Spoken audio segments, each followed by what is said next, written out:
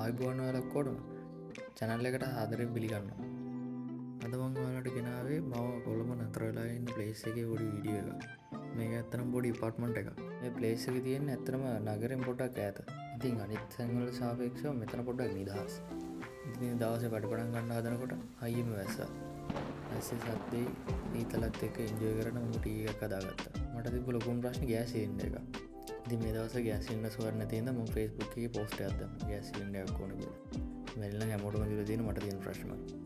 ඔක්කොම post දාලා තිබි gas cylinder එකක් ඕන කියලා. මම ටික වෙලාවකදී ආයෙ හයියම වහිනවා ගත්තා. මේක තමයි ඉතින් වහිනකොට තියෙන view එක. පොඩි ඇලක් තියෙනවා. දැනට මෙතන පොඩි අවුලක් තියෙනවා. ටිකක් සැරට වහිද්දි මෙන්න මේ ජනේලෙන් වතුර එනවා. ඒක මතක් වුණේ වැහලා ඉවර වෙන්න කිට්ටු වෙලා. පැය 3කට පස්සේ වැස්ස නතර වුණා. බලන්න කොහොමද view එක කියලා. මම හැමදාම වැඩ කරලා ආවට පස්සේ මෙතනට වෙලා පොඩ්ඩක් මේ view එක දිහා බලාගෙන ඉඳලා තමයි මගේ අනිත් වැඩ ටික පටන් ගන්න.